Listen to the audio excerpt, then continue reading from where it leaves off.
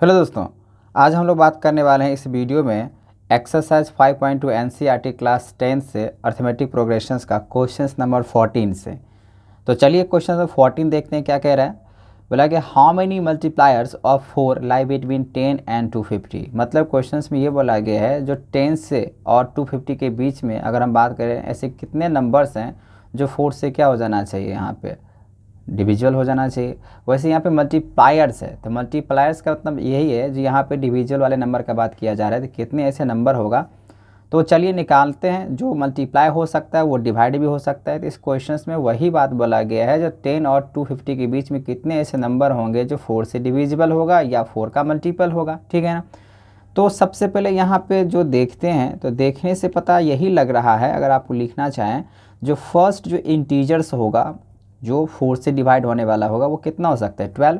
क्योंकि आपको पता है जो 12 जो कि 4 से डिवाइड हो सकता है कि नहीं। तो फर्स्ट अगर हम बात करें यहाँ पे, तो हम यहाँ पे लिख सकते हैं स्टेटमेंट। अगर इसका आंसर से अगर लिखना अगर शुरू करें तो क्या हो सकता है, हम यहाँ पे लिख सकते हैं we can see that 12 is the first integers. हो सकता है कि नहीं हो सकता है, जो फर्स्ट ही यहाँ पे इंटीजर्स होगा, जो कि हम बोल सकते हैं किस में आ सकता है, बिटवीन 10 एंड 250 का। तो इसका मतलब ए जो होगा वो कितना हो जाएगा, 12 हो जाएगा। जो फर्स्ट टर्म होगा वो कितना हो जाएगा, 12। अच्छा, अब यहाँ पे 250 लास्ट बोला गया, तो 250 का अगर हम डिविजिबल करके देखें, 250 को अगर हम 4 से अगर डिवाइड करके देखें तो लास्ट वाला कितना आ जाएगा वो निकालना पड़ेगा। मान लीजिए nth टर्म मुझे पता करना है, लास्ट वाला कितना हो सकता है। तो इसको डिवाइड करके देखते हैं, तो 6 4 जाएगा कितना जाएगा 24, और यहाँ पर हो जाएगा 10 और 2, मतलब यहाँ पे 2 रिमाइंडर आ रहा है। मतलब 250 में से अगर 2 को माइनस कर लिया जाए तो 248। तो nth जो लास्ट टर्म जो होगा वो कितना हो जाएगा, 248 हो जाएगा। अब चूँकि बोला गया यहाँ पे जो 4 से मल्टीप्लायर्स होना चाहिए, है कि नहीं। तो 4 का मल्टीप्लायर्स है 4 का डिविजल, इसका मतलब कॉमन डिफरेंस कितने के होने चाहिए, 4 के होने चाहिए। तो चलिए हम कॉमन डिफरेंस यहाँ पे ले लेते हैं 4। तो हम लोग यहाँ पे जब निकालेंगे nth टर्म के हिसाब से तो कितना निकल गया n के वैल्यू। ऐसे कितने नंबर ऑफ, मतलब बोला गया n पता करने के लिए इसमें कितने नंबर्स ऑफ टर्म होंगे जो कि 4 से डिवाइड हो जाएगा, ठीक है। तो मान के चलिए यहाँ पे मान लेते हैं लेट द nth टर्म अगर होता है AP का, तो AP n टर्म के लिए क्या होता है फॉर्मूला, A प्लस n-1 और D। तो ये लास्ट टर्म जो कि nth टर्म मतलब बताया गया है कितना होना चाहिए nth टर्म, तो 248 होना चाहिए तो 248 लिख दिए। फर्स्ट टर्म कितना आना चाहिए, तो 12 प्लस n पता नहीं है तो n पता कर लेंगे अभी। D कितना है 4 है, तो 248 इम्प्लाइज का साइन देते हैं 248। अब यहाँ पे 12 का अगर बात करें तो 12 क्या है पॉजिटिव में, इधर आके हो जाएगा नेगेटिव हो जाएगा। इसको मल्टीप्लाई कर लीजिए तो 4n हो जाएगा, इसको मल्टीप्लाई -4 हो जाएगा। इसको अगर हम माइनस करते हैं तो 248 में से अगर 12 गया तो 236 हो जाएगा। अब ये माइनस है, अगर इस तरफ आएगा तो कितना हो जाएगा, +4 हो जाएगा, तो 4n हो जाएगा। तो 240/4 = n। देखिए सबका अपना अपना कैलकुलेशन करने का तरीका है, आप कैलकुलेट कर सकते हैं। फिलहाल यहाँ पे जो नंबर ऑफ टर्म होंगे वो कितने होंगे, 60 होगा, ठीक है ना। तो चाहिए यहाँ पे लिख देते हैं जो हैंस देयर आर कितना है 60, तो 60 मल्टीप्लायर्स हो जाएगा यहाँ पे, मल्टीप्लायर्स ऑफ 4 लाई अगर बात करें बिटवीन 10 एंड 250। यही इसका आंसर हुआ। चलिए अब हम लोग देखते हैं नेक्स्ट क्वेश्चन। नेक्स्ट क्वेश्चन क्या कह रहा है, नेक्स्ट क्वेश्चन कह रहा है 50 number, for what value of n are the nth term of an AP। First AP दिया हुआ 63, 65 एंड 67 एंड सेकेंड AP दिया हुआ 3, 10 एंड 17।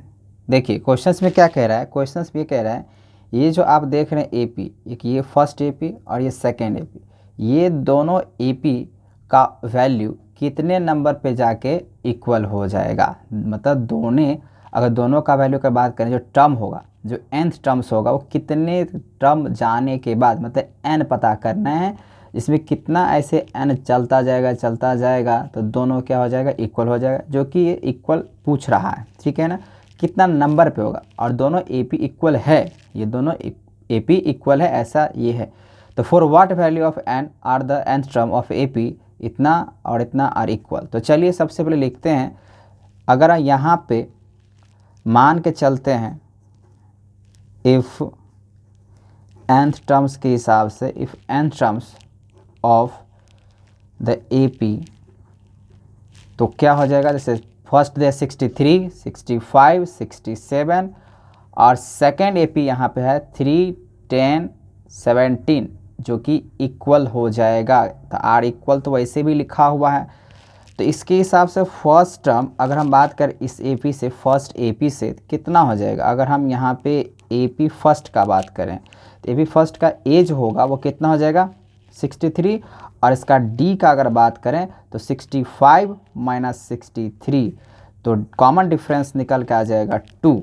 वही अगर AP सेकेंड का अगर बात करें तो AP सेकेंड में फर्स्ट टर्म कितना हो जाएगा, तो फर्स्ट टर्म हो जाएगा 3, और वही अगर हम बात करें कॉमन डिफरेंस का, तो कॉमन डिफरेंस हो जाएगा 10 माइनस 3, तो कॉमन डिफरेंस इसका निकल के आ जाएगा 7। अब क्वेश्चंस के अकॉर्डिंग यहाँ पे अगर देखा जाए तो बोला गया दोनों जो है ना इक्वल है। यहाँ पे क्वेश्चंस के हिसाब से अगर देखा जाए तो कंडीशंस क्या लगा हुआ, बाय कंडीशन, यहाँ पे लगा दिए बाय कंडीशंस। तो by conditions nth terms of both AP are equal, ऐसा यहाँ पे है। तो क्या होगा ना, AP first equals to AP क्या हो जाएगा सेकेंड, ये AP और ये AP दोनों क्या हो जाएगा इक्वल। तो इस AP का अगर nth टर्म का अगर बात करें तो क्या हो जाएगा, तो यहाँ देखिए इस AP का nth टर्म का अगर फॉर्मूला अगर हम लोग अप्लाई करें तो A, जैसे ये दोनों का दोनों nth टर्म क्या है बराबर, तो इसमें बोला गया है, तो इस nth टर्म के लिए क्या होता है फॉर्मूला, जैसे A प्लस इम्प्लाइज का साइन दे दें A प्लस n-1 और D इक्वल्स टू सेम, यहाँ भी होगा A प्लस n-1 और D। ये फर्स्ट AP के लिए, ये सेकेंड AP के लिए, ठीक है ना। तो फर्स्ट AP के लिए अगर हम बात करें तो A क्या है, तो 63, n पता नहीं है तो n ऐसे रहेगा 1, D कितना है इसके लिए 2, तो 2 रख दिए। फिर यहाँ पे A2 कितना, तो A2 ये हुआ, मतलब ये सेकेंड टर्म का AP, A2 कहने मतलब ये A2 नहीं है, ये AP2 का सेकेंड AP का ये A है, ठीक है ना। तो कितना आ जाएगा 3 प्लस n का n ही रहेगा, और सेकेंड जो कॉमन डिफरेंस है कितना है 7, तो यहाँ आप 7 रख दिए। इसको आप सॉल्व करना है तो 63 plus 2n minus 2 equals to 3 plus 7n minus 7। अब ये 2n है पॉजिटिव, ये इधर आ जाएगा तो माइनस हो जाएगा 2n में से, अगर प्लस 7 है इधर आकर माइनस हो जाएगा तो माइनस 5n होगा। उस तरफ अगर बात करें 3 ही है माइनस 7 तो माइनस 4 होगा। अभी 63 में से 2 चला गया, बचेगा कितना 61, तो 61 पॉजिटिव है उधर चला जाएगा तो माइनस हो जाएगा 61, तो माइनस 5n तो minus 65, minus minus cancel, n का वैल्यू 65/5, तो n का जो वैल्यू होगा वो कितना हो जाएगा 13। तो इसका मतलब ये हुआ दोनों AP बोला गया बराबर था, अब कितने n के बाद दोनों वैल्यू बराबर हो जाएगा, तो यही हमने निकाल दिया 13। तो चलिए आप यहाँ पे लिख सकते हैं hence the 13th term of the two given AP are same. तो 13 टर्म के बाद दोनों AP क्या हो जाएगा सेम हो जाएगा, यही क्वेश्चंस में कह रहा था। चलिए अब हम लोग देखते हैं नेक्स्ट क्वेश्चन 16। तो क्वेश्चन नंबर 16 कह रहा है determine the AP whose third term is 16 and the 7th term exceed the 5th term by 12। मतलब यहाँ पे questions exceeds the fifth term by 12। तो देखिए सबसे पहले हमको क्वेश्चंस बोला कि एपी फाइंड करो। एपी का मतलब है आपको जो है ना, जैसे जनरल जो टर्म होते हैं a plus D, a plus 2 D, a plus 3 D, इसके फॉर्म पे हमको रखने हैं वैल्यू और पता करना है। तो इसके लिए मुझे क्या पता करना पड़ेगा इस क्वेश्चंस में, ए और डी, क्योंकि मुझे डिटरमाइन करने एपी, लेकिन इस क्वेश्चंस में दिया हुआ है थर्ड टर्म। तो चलिए सबसे पहले इस तरह के क्वेश्चंस में हम लोग को जो है ना ए और डी को सपोज करना पड़ता है, क्योंकि इसमें ए और डी दिया हुआ नहीं है। तो मान लेते हैं यहाँ पे let a be the first term and d the common difference. ये आपको मानना पड़ेगा जब आपके क्वेश्चंस में ए और डी की बातें नहीं दिया गया हो और आप निकालना चाह रहे हैं, ठीक है ना। तो हमने मान लिया। अब क्वेश्चंस के हिसाब से क्या दिया हुआ है, determine the AP whose third term. तो क्वेश्चंस के साथ थर्ड टर्म मतलब A3 कितना दिया हुआ है, 16 दिया हुआ है। एंड द सेवन्थ टर्म, अब यहाँ पे सेवन्थ टर्म का अगर बात करें तो बोला गया जो सेवन्थ टर्म है, जो सेवन्थ टर्म दिया गया ऑफ एन एपी का, वो क्या कह रहा है, वो कह रहा है 12 अधिक होगा किसके हिसाब से, तो फिफ्थ टर्म के हिसाब से। मतलब क्वेश्चन ये कह रहा है जो ए जो सेवन्थ टर्म है वो 12 ज़्यादा है, ठीक है ना। वैसे तो एक्सीड्स मतलब माइनस ही होता है, तो यहाँ पे हम कर सकते हैं जब द सेवन्थ टर्म एक्सीड्स, तो ए सेवन्थ माइनस 12 इक्वल्स टू कितना लिख सकते हैं, 12 लिख सकते हैं, लेकिन ए माइनस 5। फिलहाल हम इसको इस तरीके से भी लिख सकते हैं, ए सेवन्थ प्लस यहाँ पर 12 प्लस ए कितना हो जाएगा 5। देखिए एक्सीड्स का मतलब तो माइनस ही होता है, लेकिन हम इस इक्वेशंस को इस तरीके से भी लिख सकते हैं। बोला गया है seventh term exceeds the fifth term by 12। आप इसको ऐसे भी लिखें a seventh minus a 5 equals to 12, तब भी आपका ये सही है। वैसे ही इसको हम इस तरीके से भी लिख सकते हैं, a seventh minus a 5 equals to 12 लिख सकते हैं। अब यहाँ पे हमको दिया हुआ है एक थर्ड टर्म, यहाँ पे दिया हुआ ना थर्ड टर्म दिया हुआ, तो हम लोग को दो इक्वेशंस बनेगा, एक इस थर्ड टर्म का और एक इसका। तो अगर हम इसको लिखना चाहें ए सेवन्थ को, ये तो हुआ फर्स्ट इक्वेशन। अच्छा ये फर्स्ट इक्वेशन हुआ, तो आप इसको कैसे लिख सकते हैं, a plus 2d equals to 16, ये हो जाएगा आपका फर्स्ट इक्वेशन, लिख सकते हैं। उसी तरीके से यहाँ पे ए सेवन्थ है, तो इसको हम कैसे लिख सकते हैं, यहाँ पे इम्प्लाइज का साइन दे दीजिए, इसको आप लिख सकते हैं a plus 6d minus bracket use करना पड़ेगा क्योंकि डिफरेंस यहाँ दिया हुआ है। तो ए प्लस कितना आ जाएगा 4d इक्वल्स टू 12। तो a plus 6d minus a plus minus minus 4d equals to 12। ये माइनस प्लस कैंसिल हो जाएगा, ए और 6d में से 4d चला जाएगा तो बचेगा 2d इक्वल्स टू 12। इसको इससे कैंसिल कर लिया, तो d का जो वैल्यू होगा वो कितना निकल के आया 6। अब मुझे निकालना होगा यहाँ पे a का। तो देखिए ये फर्स्ट इक्वेशन है, ये सेकेंड इक्वेशन है, तो हम यहाँ पे अगर चाहें तो इस वाले वैल्यू पे पुट कर सकते हैं, इससे हमको a का वैल्यू निकल के आ जाएगा। तो हम यहाँ पे लिखते हैं फ्रॉम इक्वेशंस फर्स्ट, यहाँ पे लिखते हैं from equation first. First equations क्या दिया हुआ है, a plus 2d equals to 16। a निकालना है तो a ऐसे रखते हैं, 2d, d की वैल्यू यहाँ पर 6 हो गया इक्वल्स टू 16। तो a प्लस 6 टू 12 हो जाएगा, यहाँ पर 16। तो a का वैल्यू 16 माइनस 12 बात करें तो कितना हो जाएगा 4। a का वैल्यू कितना निकला 4। अब यहाँ पे a और d निकल चुका है, तो अब हम लोग यहाँ पे क्या कर सकते हैं, जो जनरल टर्म होता है वो लिखते हैं। तो चलिए लिखते हैं अब यहाँ पे, since the terms of an AP in the form, जो जनरल फॉर्म होता है ना उसकी बात कर रहे हैं हम, जैसे a comma A plus D, a plus 2d, कम से कम 3 तो दिखाई देना है। तो चलिए हम यहाँ पे इम्प्लाइज ले लेते हैं, a मतलब 4, a प्लस डी, तो a कितना है 4 प्लस d कितना निकालें 6, फिर यहाँ पे 4 और 2 इंटू डी कितना है, तो d है 6, और भी इस तरीके से निकाल सकते हैं। फिलहाल इसको अगर हम सिंप्लीफाई करें 4, 6 + 4 कितना आ जाएगा 10, और 6 2 = 12, और 12 + 4 अगर बात करें तो कितना हो जाएगा 16, 12 + 4 16। इस तरीके से ये और भी आगे आप निकालते जा सकते हैं। फिलहाल आपका आंसर यही होगा 4, 10, 16, और आगे आप निकालेंगे तो हो सकता है 22 निकल के आए, 26 निकल के आए, ठीक है। तो यही क्वेश्चन बोला गया था 60 नंबर में, जब पता करो यहाँ पे AP अगर इस तरीके से कंडीशंस की बात। तो हमने इसको फर्स्ट इक्वेशन जो कि दिया हुआ है जो थर्ड टर्म इज 16, तो A3 = 16, हम इसको ऐसे भी लिख सकते हैं A + 2D = 16। अब यहाँ पे क्वेश्चन 7 टर्म बोला गया जो है ना, किस तरीके से बनेगा 12 + A5, तो हम इसको इस तरफ लेके सॉल्व कर सकते हैं। चलिए अब हम लोग देखते हैं question number next 17। Question number 17 कह रहा है find the 20th terms from the last term of the AP 3, 8, 13, और ये दिया हुआ लास्ट टर्म 253।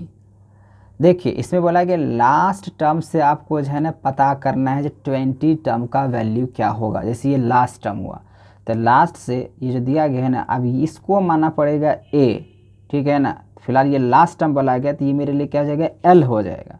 अब उल्टा बनेगा, मतलब हमको अब इस डायरेक्शन से सॉल्व करने के लिए बोला गया है फ्रॉम द लास्ट टर्म से। जो लास्ट होगा तो इधर से लिए इसके लिए हम क्या मानना पड़ेगा, मुझे फर्स्ट टर्म मानना पड़ेगा, ठीक है ना। जब हमको कॉमन डिफरेंस अगर निकालना होगा तो 3 - 8 करना पड़ेगा। तो चलिए यहाँ पे देखते हैं जो क्या करते हैं, 3 - 8 करते हैं, 8 - 3 करते हैं। तो फिलहाल तो क्वेश्चन में लिखा हुआ ही जो find the 20 term from the last term of the AP, तो लास्ट टर्म से तो हम लोग डायरेक्ट जो है ना फॉर्मूला अप्लाई कर लेते हैं लास्ट टर्म वाला। तो गिवन क्या क्या दिया हुआ है, तो गिवन दिया हुआ है लास्ट टर्म दिया है 253 दिया हुआ है, ठीक है। कॉमन डिफरेंस का अगर बात करें वैसे तो आपको पता है इस तरफ से अगर चलना चाह रहे हैं तो ये A तो D, तो A2 में से अगर हम इसको माइनस करें तो कितना निकल के आ जाएगा, तो 8 - 3, तो उसके हिसाब से तो यहाँ पे 5 निकल के आ जाएगा, है ना। अब 20 टर्म से अगर बोला गया है तो देखिए लास्ट टर्म से अगर बात करें तो 20 टर्म तो L माइनस और N - 1 इंटू क्या होता है D होता है अगर लास्ट टर्म से चलते हैं। तो लास्ट टर्म कितना दिया है 253 माइनस N कितना बोला गया 20 टर्म्स, N बोला गया यहाँ पे कितने टर्म्स के लिए निकालने हैं 20 टर्म्स के लिए। 20 - 1 D कितना निकाल रखे हैं 5, तो 253 माइनस इसको अगर माइनस करें तो 19 × 5, तो 253 अब 195, तो 95 यहाँ पे करें तो निकल के आ जाएगा 13 तो 158, कितना आ जाएगा 158। तो यहाँ पे 20 टर्म जो निकल के आएगा अगर हम बात करें लास्ट से तो 158। अब यहाँ पे क्या है ना, हम यहाँ पे कंफ्यूज कर गए। अगर मान लीजिए अगर हम स्टार्टिंग से इधर से चलते हैं तो ये A1 A2 हुआ, ठीक है। अब यहाँ पे अगर इधर से चल रहे हैं जो कि लास्ट टर्म से, तो एक फॉर्मूला L एक जगह पर हम A की जगह पे L लिखे, ठीक है।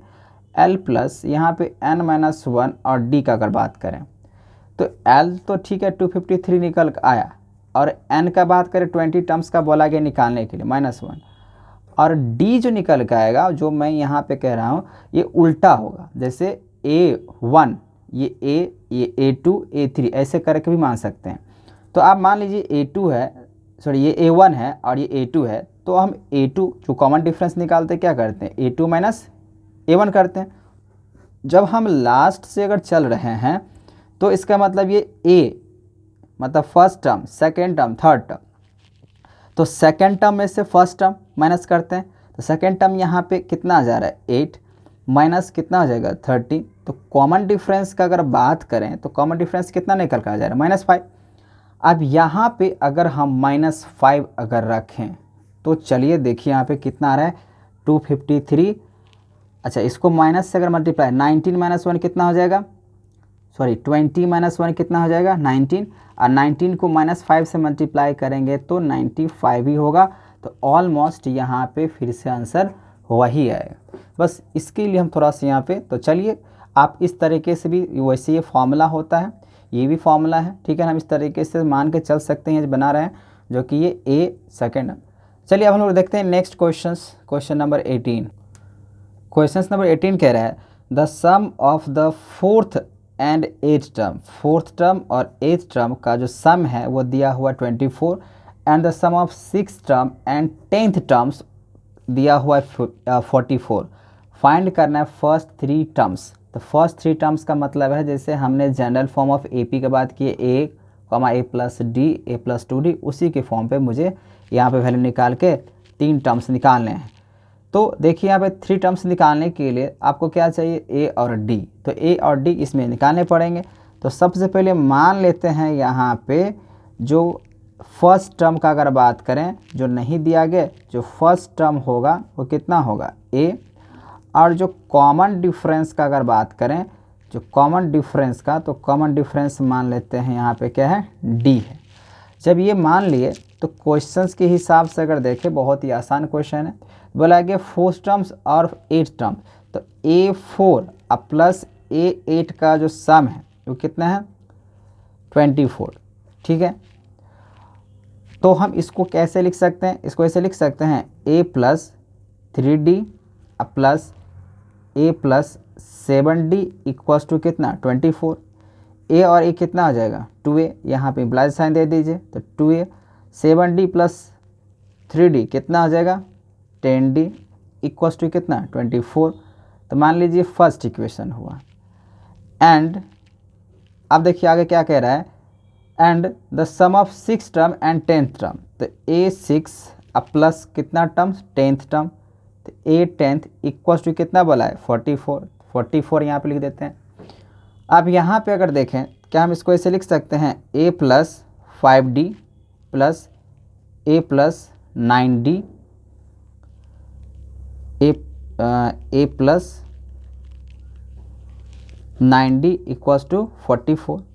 a और a कितना आ जाएगा 2a, 5d प्लस 9d कितना आ जाएगा 14d इक्वल्स टू 44। ठीक है, ये जो बना सेकेंड इक्वेशंस बना।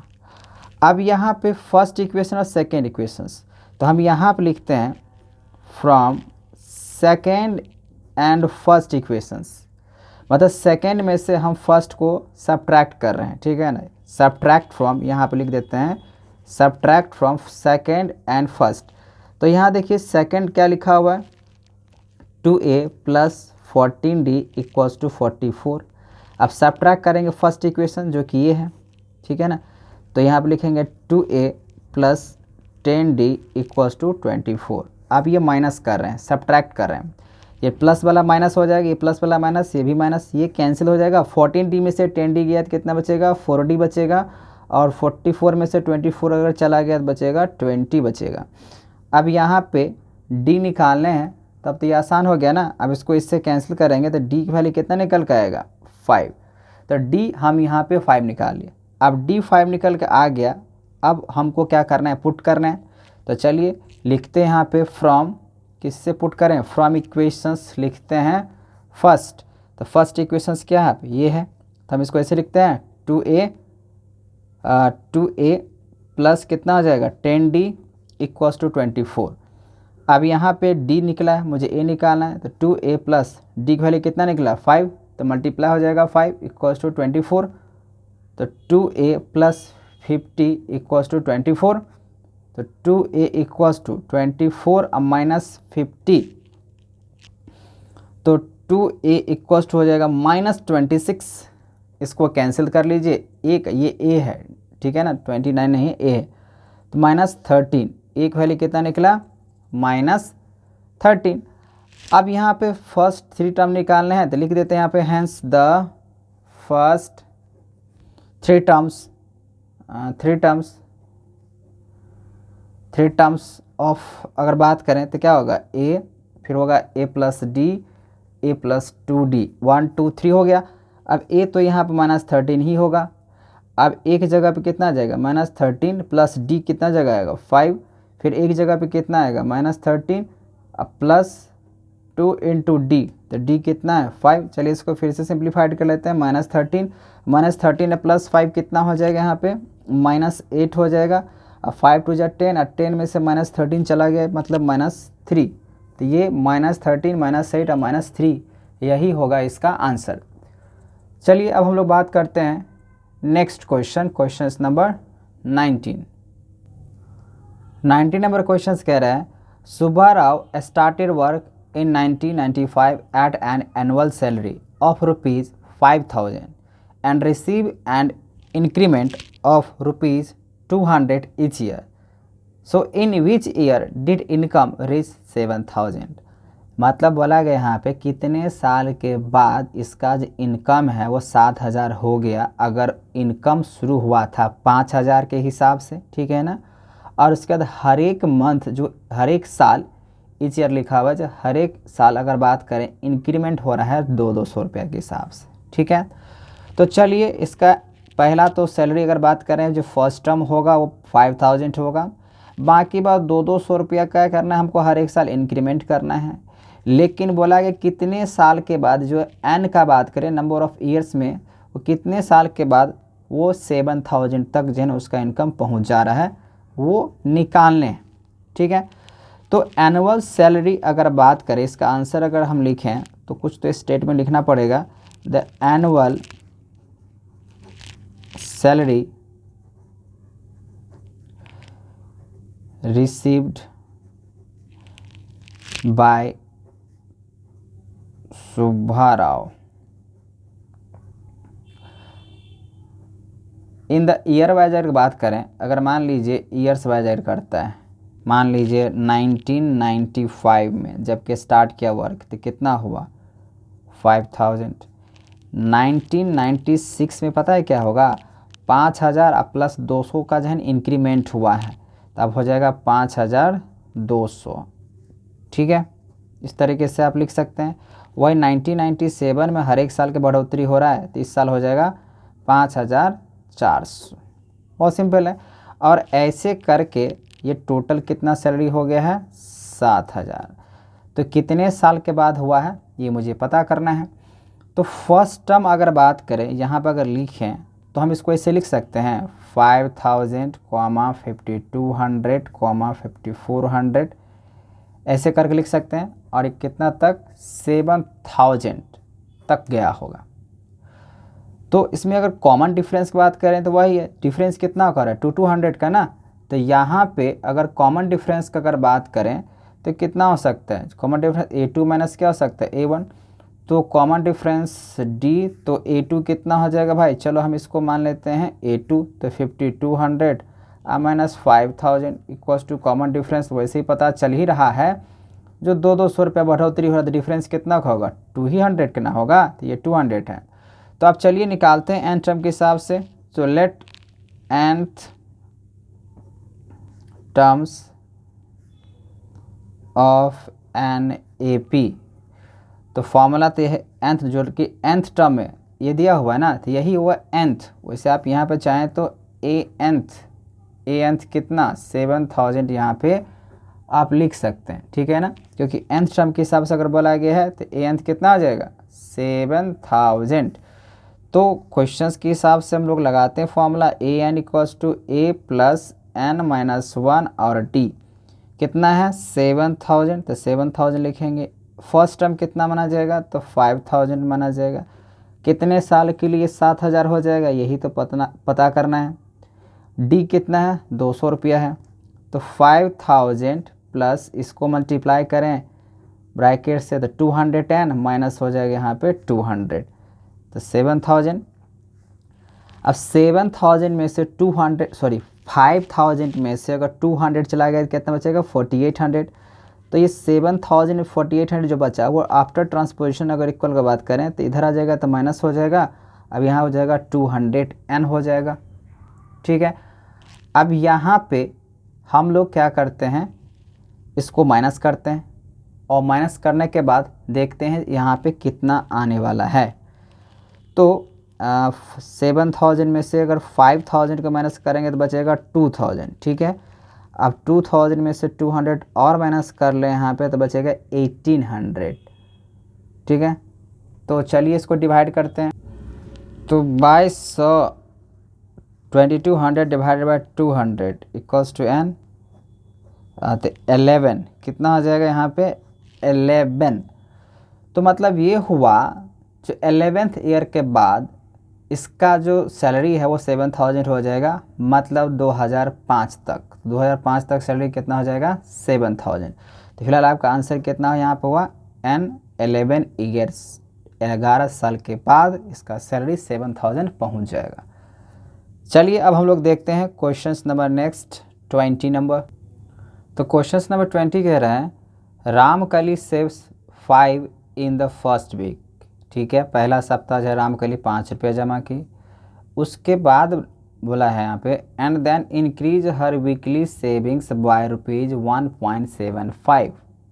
तो हर एक अगर बात करें वीकली इंक्रीज हो रहा है 1.75 रुपीज़ का।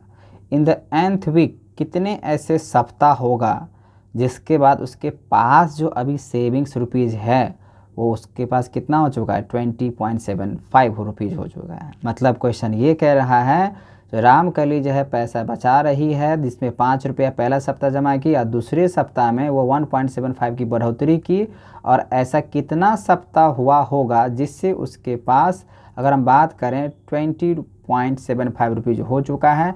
मतलब हमको वीक पता करना है कितने सप्ताह के बाद। बहुत सिंपल है, एन टर्म वाले फॉर्मूला यूज करेंगे। तो चलिए इसके कुछ जो है ना स्टेटमेंट हम लोग को चाहिए, तो लिखते हैं यहाँ पे जो रामकली सेविंग्स, क्योंकि थोड़ा सा तो लिखना पड़ेगा ना, सेविंग्स इन द मान लेते सब्सिक्वेंटली वीक कर रहा है ना, तो सब्सिक्वेंट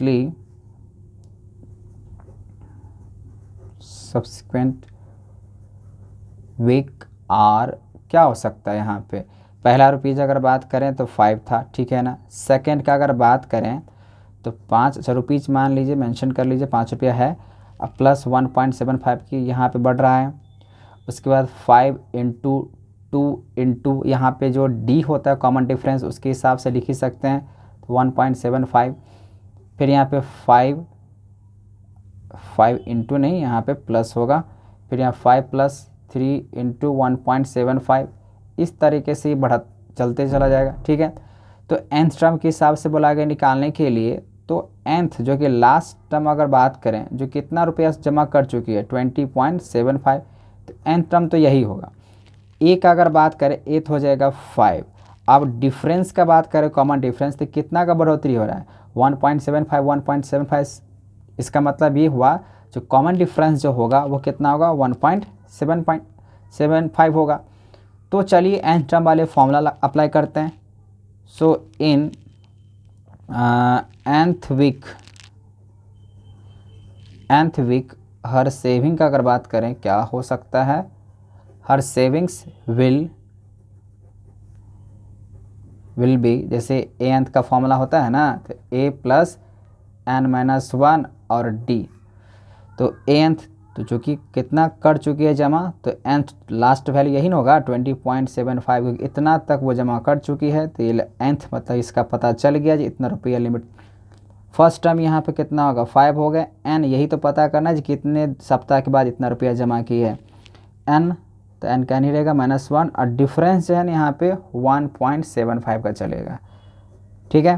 तो चलिए इसको सॉल्व करके देखते हैं क्या होता है। तो 20.75 माइनस ये 5, ये प्लस में इधर आकर जाएगा, उसके बाद इसको मल्टीप्लाई करें, तो इसको अब एक आसान तरीके से बनाते हैं। जैसे ये 1.75 है, तो हम इसको इस तरफ से अगर हम डिवाइड कर लेते हैं 1.75 से, इधर कितना बचेगा? n-1। तो इसको अगर इसमें से अगर माइनस करें तो देखिए कितना निकल कर आ रहा है। 20.75 में से 5 को माइनस किया तो बचेगा आई थिंक 15.75, ठीक है। उसके बाद इसको 1.75 से अगर डिवाइड करें तो कितना डेसिमल से कैंसिल हो जाएगा? तो n-1 तो 15 डेसिमल 9 कितना हो जाएगा? 9, क्योंकि 9 टेबल्स कट जा रहा है। 9 = n-1, तो हम इसको इस तरफ सॉल्व करेंगे तो 9, और इधर आ जाएगा तो कितना आ जाएगा? 10 हो जाएगा, =n। तो कितने नंबर ऑफ वीक्स होंगे यहाँ पे? तो 10 होंगे। आप लोग इसको खुद से भी सॉल्व कर सकते हैं किस तरीके से। यहाँ पे 10 है, बस यहाँ पे ये पॉजिटिव 5 है, इस तरफ आकर माइनस हो जाएगा, ये मल्टीप्लाई केस में इधर आके डिवाइड हो जाएगा, तो हम इसको ऐसे भी लिख सकते हैं। आई होप आपको समझ में आ गया होगा। आपको किसी भी तरीके का प्रॉब्लम है तो हमें कमेंट करें। इस वीडियो को जितना से जितना हो सके लाइक एंड सब्सक्राइब करें।